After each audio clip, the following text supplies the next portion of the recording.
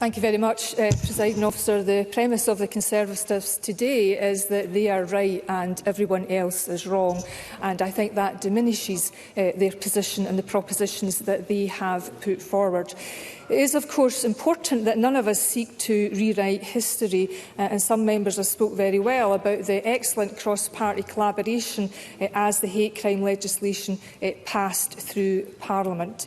And yes, there were parliamentarians, the minority, who were fundamentally opposed to it, and some members today, such as Liz Smith and Jamie Greene, have explained in a cogent and legitimate manner and clearly their particular position.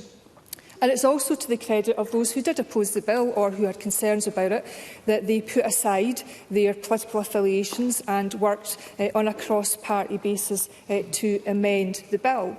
And therefore, I am confident that we have robust legislation that will protect those who are vulnerable to harm caused by hatred and prejudice, whilst protecting the freedom of expression.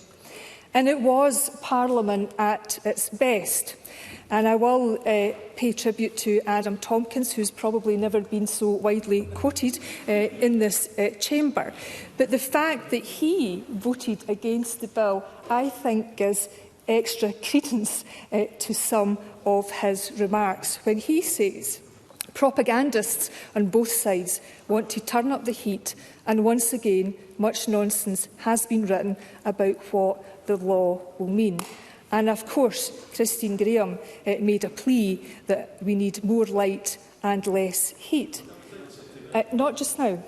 And in that regard, as I stated yesterday, I will own my responsibilities in that regard, but I will also challenge others to do likewise, because, Mr O'Kane, I think the last few weeks have been instructive on a number of counts, because we know that misinformation and confusion, such as people claiming that, not just now, such as people claiming that we have a law in Scotland that means you can't say anything derogatory about disabled people. That is a clear example of misinformation that fuels concerns and will seek only to embolden the small minority of people who genuinely pose a threat of abuse and violence. Presiding Officer, I'm not going to repeat everything that I said in my statement yesterday, because I very much want to help to move matters on and reflect and address some of the substantive issues that members have raised. And I will come on to non-crime hate incidents and misogyny legislation in a moment. But before I do that, I want to emphasise that in all of this, we must not lose sight of that it is those who experience hatred and prejudice every day, and it's those voices who have been overshadowed, and it's those voices who have not been heard. And I think Leo MacArthur, Carol Mockin and Jamie Greene all in their own way spoke well to that. And it was during a session conducted by Glasgow Disability Alliance to form the hate crime strategy that an individual stated, the way it impacted on my health is you get so much of it that you just don't want to live no more. And of course, I have to acknowledge the correspondence sent in by 14 organisations today to MSPs, organisations including who are utterly supportive of this legislation and what it means to the communities they represent. To be fair to them, not just now, to be fair to them, they have also made a plea, as some members have, for more accessible information, and we will certainly act on that and pursue that, and we'll do that in collaboration. But it does need people to work together on a fair and equal footing.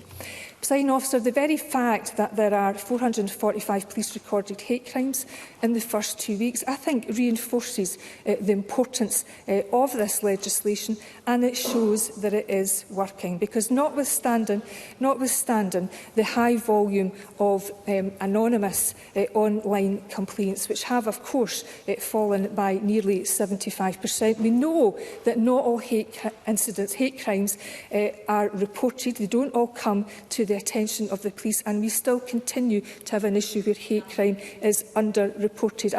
I'm seriously running out of time, and there are some issues I do wish to address with respect, Ms McNeill. In terms of police funding, £1.55 billion goes into policing in this country. In terms of, and I'll be quick, Presiding Officer, in terms of non-crime hate incidents, the purpose of that process is to focus on the vulnerability of complainers. And I will restate that it is important that policy is clear about what information is held about citizens and how it is used and what circumstances. And I have discussed this with the Chair of the SPA, and I will do so again. And I am more than happy to engage with MSPs on this.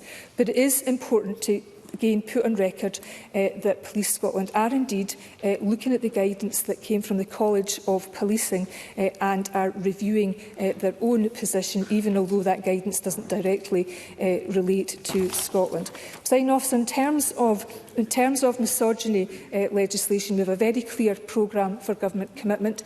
It should come as no surprise. Our commitment was to implement the findings of the Baroness Kennedy review. Our commitment was, at the time of the passage of the hate crime legislation, was that the Scottish Government would respond to the recommendations on that independent report after a year. And in terms of Katie Clark's very important remark, one of the reasons that we consulted on draft provisions on a misogyny bill was very much to get into the specifics and the details early on. And in my plea to members across the chamber is, let's not start fighting about a bill that's not yet been introduced. Let's work together now for the sake of 51% of the population that are indeed a majority and not a minority. Presiding Officer, I'll end by saying that if the Hate Crime Act is repealed in full, Scotland would be the only country in the UK without specific legislation to protect communities from hate. What message would that give victims? What message would that give perpetrators? That hate crime will not be tolerated. So much for the party of law and order, and indeed sounds like soft justice to me.